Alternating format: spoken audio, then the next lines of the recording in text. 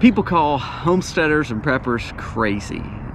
They say we're fear and we don't have any hope. All that is completely false.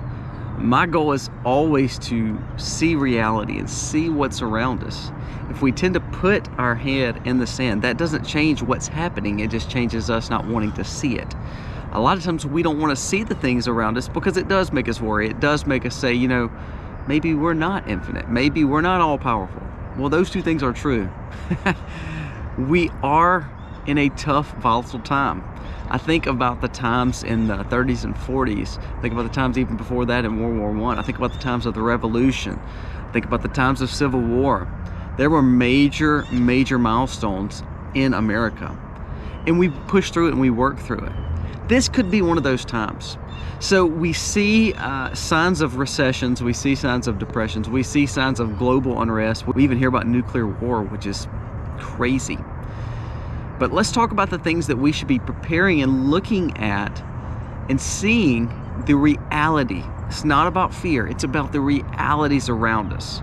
And if you think these things are not happening, you've got your head in the sand. And that doesn't mean it's not happening, it just means you're not wanting to see it in front of you. All I'm saying when we do these videos, if you go back to the homesteading videos, I mean, we're feeding animals, and you see right here by the lake, we've got a pile of greens and winter squash planted and mustard greens. And a lot of this is not only for us, it's for our animals, because we know we want to feed our animals because ultimately our animals feed us. So it's no fear, it's just reality, and we need to talk about it.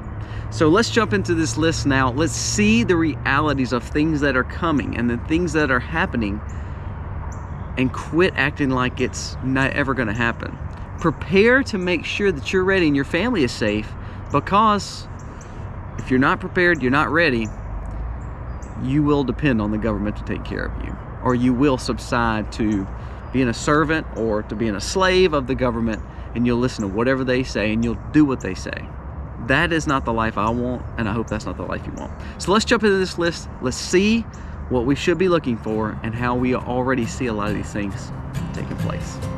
Today's video starts right now.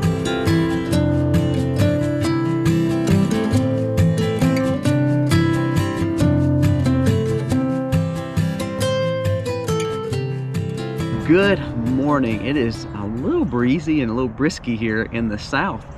We're actually having some 40 and 50 degree mornings, and I know for people in the north that may not be that cold, but it's pretty chilly here in the south. But I love it. We absolutely love the cool weather as it starts coming. We're getting our deer plots ready.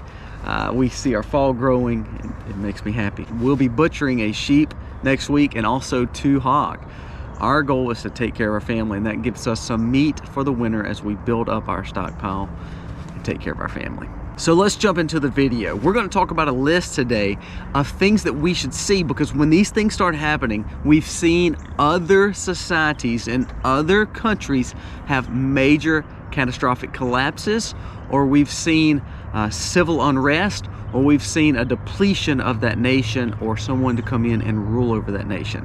It's not scare tactics, it's not fear. Quit saying that.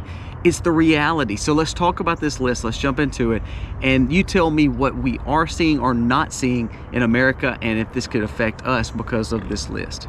Now let's talk about the employment shortage. Let's talk about truck shortages. Let's talk about truckers shortage. Let's talk about medical shortages. They're having a shortage of nurses and doctors. That's why the pay and the rewards and the bonuses for doctors and nurses right now are crazy expensive, which will ultimately make our healthcare go up. But let's think about that. Say, I know in our town we have a shortage of police. They're always trying to hire someone. They're having a shortage of firemen. They're having a shortage of nurses and doctors. And we're in small town Mississippi. We pretty much can handle it because we do live in an area that has a lot of rural hospitals, a lot of rural doctors and nurse practitioners. But what I am saying is, when we start seeing some of the first responders, like police not show up, like police not able to be police, like doctors not able to serve this community because there's not enough doctors. Maybe this hospital is going to go under because they don't have the nurses to take care of the patients.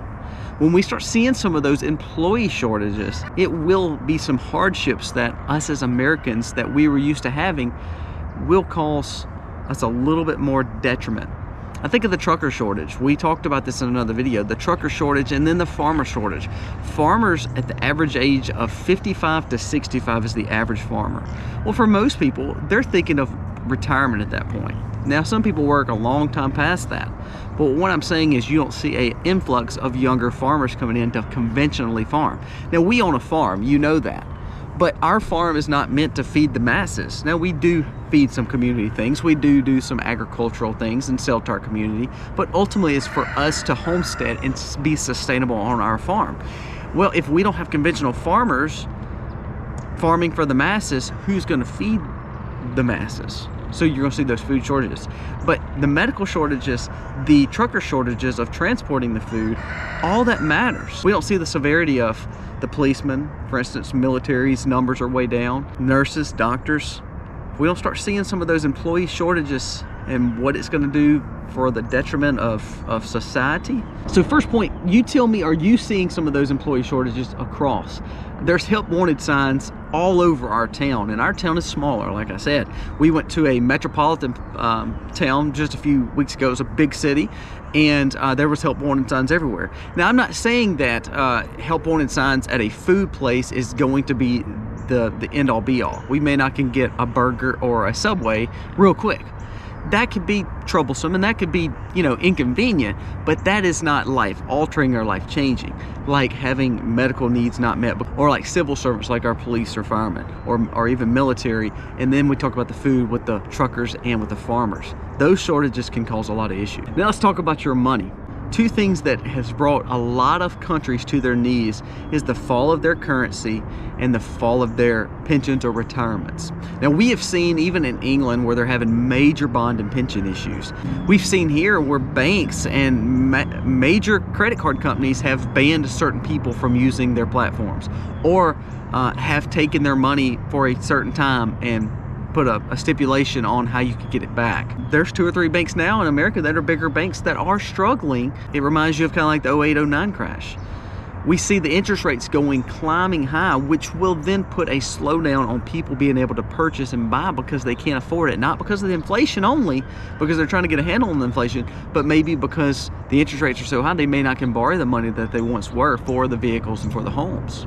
And this is a big one. When we talk about the pensions with England and some of the things they were going through, most societies struggle if all of a sudden their markets start falling 10 and 15%. Well, if you look at our averages over the last year or two, we've actually had over 20 and 25% drops in a lot of our incomes and retirements and pension funds over our stock market. Now, you may not feel that because of the way you've been invested, and hopefully you haven't. Hopefully you've been invested very well. But ultimately, if we see a lot of our retirements start falling, I'm young, so it may not affect me as much. But for the folks like you have been working tirelessly for 40 and 50 years to build up this retirement to hopefully take care of you, and all of a sudden the stock market is tanking now and correcting, and I don't know, it could be crashing in some senses.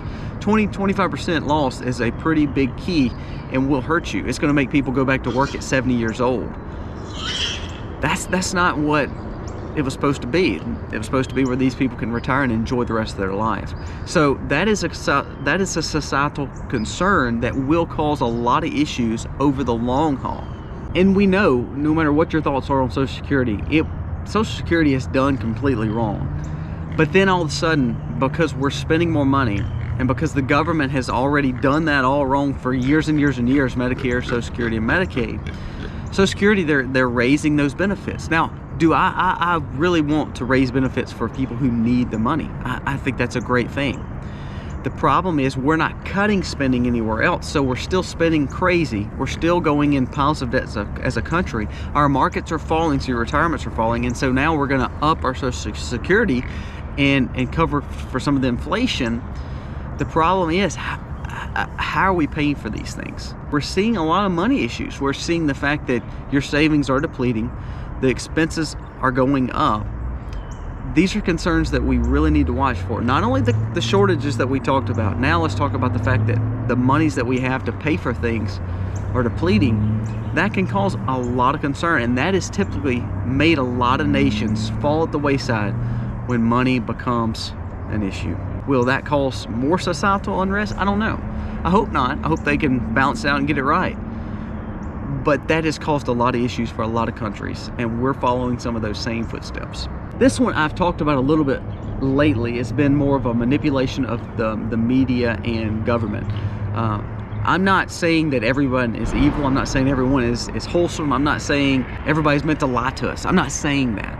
What I am saying is we need to open our eyes. If we see that certain platforms are censoring certain groups of individuals, if we see media's only pushing certain narratives.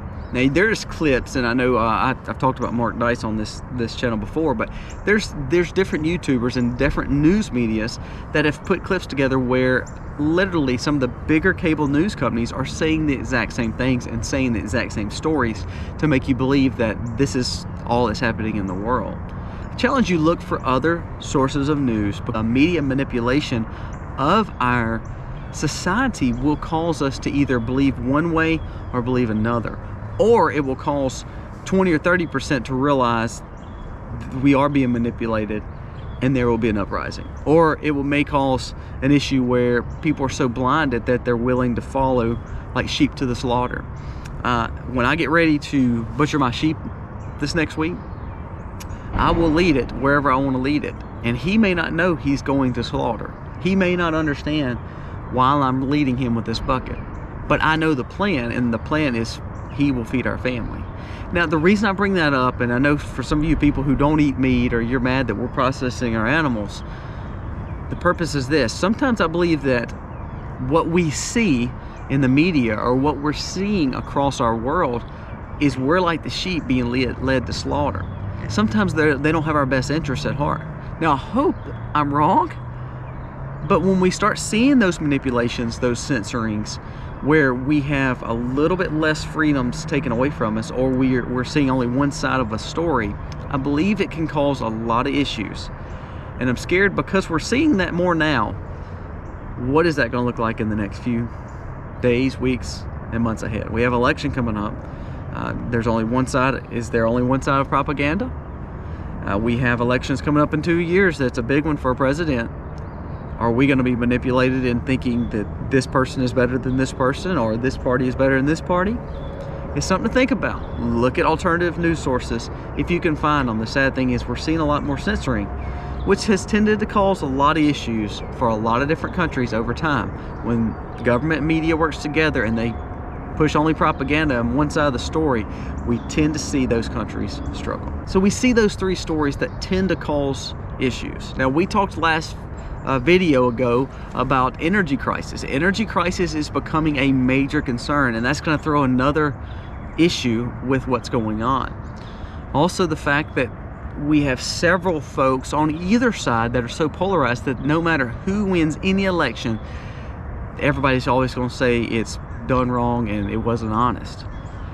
It's just sad that we've gotten to that point. If they can manipulate you, then they can make you polarized, to then we are never really happy anymore. Now if you don't believe any of this, you can turn the video off. I'm okay with that. You can call me stupid and pushing fear. I'm not doing that. I'm just telling you, look at the reality around you. Look at the fact of the things going on. The shortages are here. You may have a doctor, a nurse shortage in your town. You may have a police shortage in your town. You may have a food shortage in your town. You may have a truck shortage where you can't get goods. Things will be breaking down over time because of those shortages. Are you prepared? Are you doing things to make sure that you have enough to take care of your family? Is it time for you to move? Is it time for you to go away from the place that you're at so you can get in a better situation, a better, more stable area? Is it time for you to invest different? Is it time for you to look at other ways to put your money in assets or real estate? Or quit borrowing money because it seems like it's costing you more to borrow money?